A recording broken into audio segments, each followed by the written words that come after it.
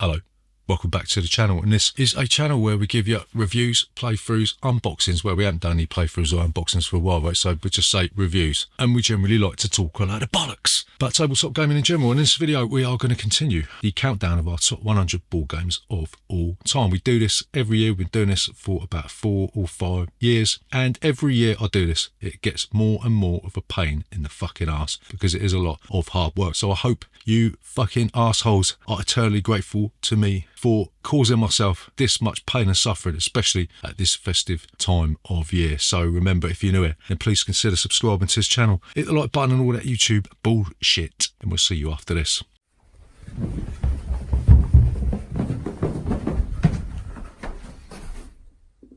Bollocks.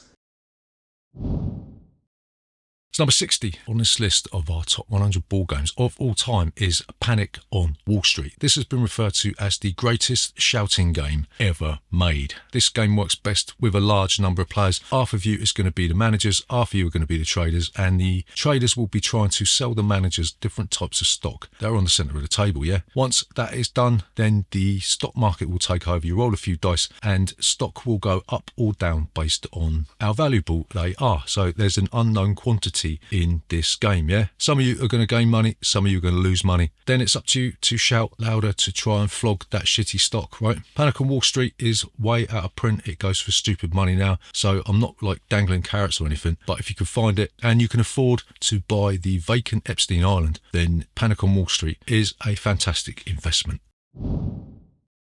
Number 59 is a game by Bruno Cathala and Ludovic Malebranche. It's Shadows over Camelot. It's another game that's sadly out of print and goes for stupid money. But like I said, I'm not trying to wind anyone up here with games that you can't go out and get. It's just that we already got them, so fuck you. In Shadows over Camelot, you're going to be taking on the role of one of the members of the Arthurian court, like Lancelot or Sir Galahad, or even good old Arthur himself, yeah? Game takes place over 2 phases. You've got the phase where bad stuff happens, where you'll have to put some siege engines out, or basically take one for the team, right? And then some good stuff happens. You might invoke the power of Merlin or Guinevere or whatever. You'll be trying to get a certain number of white swords onto the round table whilst avoiding getting any black swords on the round table, yeah? Shadows over Camelot is the original Hidden Traitor game, maybe. It laid the groundwork for other games like Battlestar Galactica and smaller games like The Resistance and all that shit. But the production quality from Days of Wonder is still a fantastic game.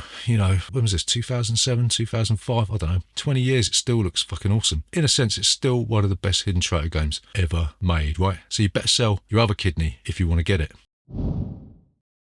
Number 58 on this list is a game that started the Kickstarter revolution in board games, and I don't know whether I'm happy about that or not. It's Zombicide. In Zombicide, you'll be taking on a role of a bunch of survivors from a zombie apocalypse, and you will be trying to complete the requirements of one of a billion different scenarios that have been published for this game. It's one of those very, very simple move, attack, attack, move games. The zombies are controlled by an automata in the game, and there's a nice leveling up system, right, where the more zombies you kill, the more powerful you get, but then the zombies become more powerful themselves, yeah? Zombicide is now on its, I don't know, is there 12 different Zombicide games? Yeah, fuck that shit. I'm not getting involved in any of that. All we got is the original Zombicide. I don't need the Green Horde. I don't need Zombicide Invader. I don't need Marvel Zombies. I don't need fucking, I just don't need it, all right? But Zombicide, just the core set, yeah? Don't need to fucking wank yourself off with all the other bullshit. Just get the original Zombicide, roll a few dice, kill a few zombies, and have a good laugh in it.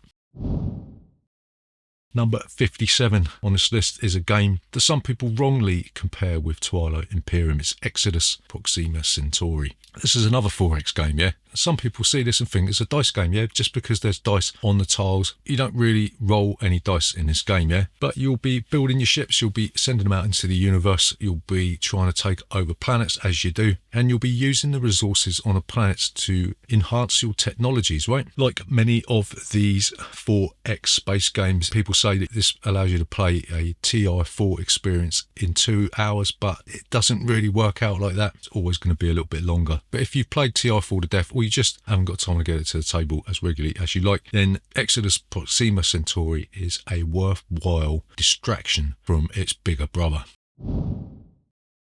Number 56 on this list is another game by the self-proclaimed eco-justice warrior Eric M. Lang Esquire. It's Blood Rage. This game sees you take on the role of one of several Viking clans. You will be trying to take control of different regions in the Norse mythological universe. You'll be completing quests. You'll be taking some really nasty monsters out on a fucking day trip, yeah? All the while trying to rape and pillage different villages, yeah? Like the Vikings did. Blood Rage uses a tried and tested card drafting mechanic at the beginning of the round, and it's got a nice leveling up system where you'll be using these different points to upgrade your monsters, upgrade your clan's abilities and your clan's leaders and all that sort of stuff. I'm not entirely sure why Blood Rage gets a pass with all the imperialist bullshit that's stuffed in here. It just seems a bit weird that the bloke who wrote this goes on about imperialism and all that shit when he's responsible for a game is based on that stuff, yeah? But it's Christmas, isn't it? I'm going to forgive Eric M. Lang from the bottom of my heart for his hypocrisy. If he wants to have a chat about it, I'll buy him an oat milk latte, you know what I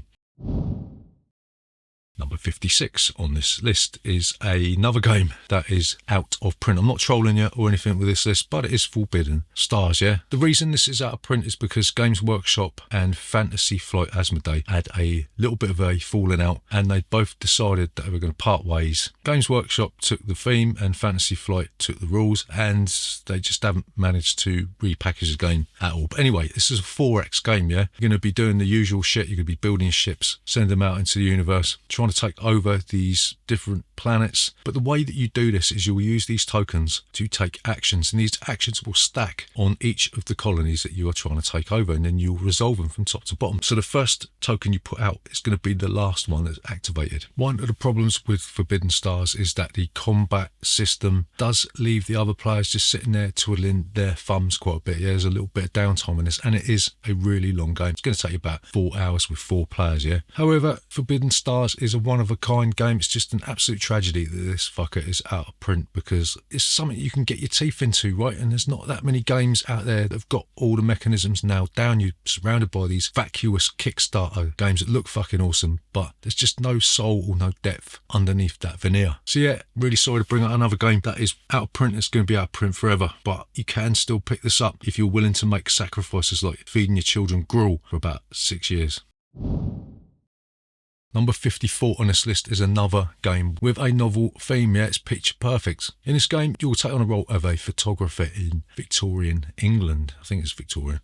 Who cares? And you'll be trying to compose the best mise en scène based on the character's wishes. The dirty little perv bloke might want to stand next to the housekeeper. The geezer in the wheelchair might want to hide behind the plant out of the adventure game. Showing your fucking age now, aren't you? You got your composition the way you want it. You're going to score points as to how many of these requirements you have fulfilled, yeah? I love Picture Perfect, yeah? It's just such a relaxing experience. In an age of stress, I could just put on my tartan slippers, don my smoking jacket, and not worry about fucking anything at all. Picture Perfect is a zen-like experience for me, and it allows me that sort of breathing space to go back to kicking all you fuckers' heads in when I lose my rag.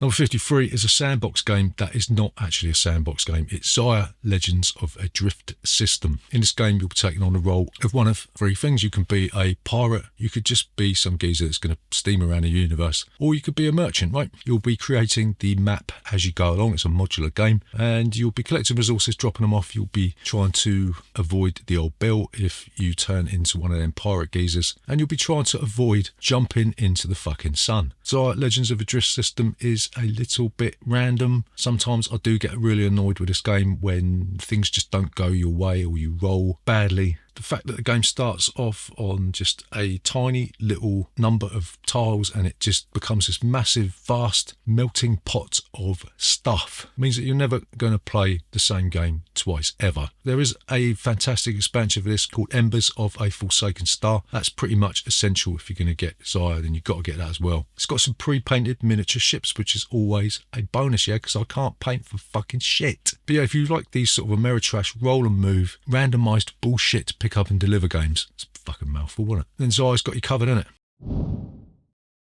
52 is another game by Reiner Knizia. It's the Race to El Dorado. This is a deck building racing game, yeah? You're going to start off with a hand of basic cards. Each one of these cards will do a different thing. You'll have treasure cards where you can move through treasure spots, yeah, and buy extra cards that you can put into your deck. You might have cards that could let you move through water or move through jungle. And then you've got special cards that allow you to do special actions, yeah? I love Race to El Dorado. It's only this year that I lost my first game of this after winning about 28 games in a row, which is a little bit of a shame, yeah? But it doesn't mean I'm going to stop playing this game, yeah? Some really good expansions for this. You've got the Hexes and Heroes expansion, and there's another one that adds more tiles and all that sort of shit. But yeah, it's a deck building racing game, which is a novel twist, isn't it? It's just a shame that it doesn't play any more than 4 players. I'd love to see this with a 6 to 8 player expansion. I suppose you can sort of buy 2 sets and put them together, but that's not official, is it? I'm an official person. I want Reiner Knizia to come into my house and actually tell me how the game's played. So until that day, it's 4 players only. It's still good.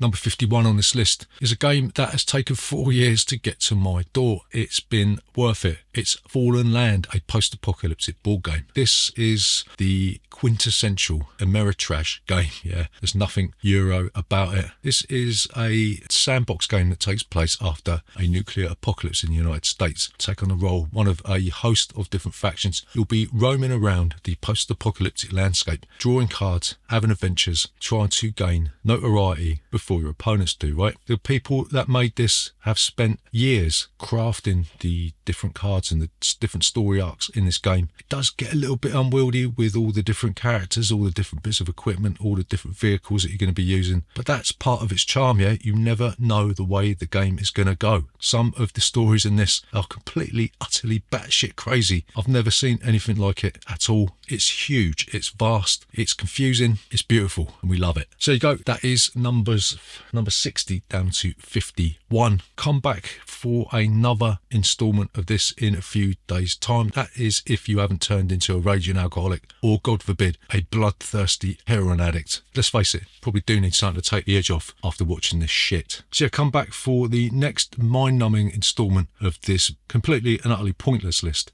See you next time.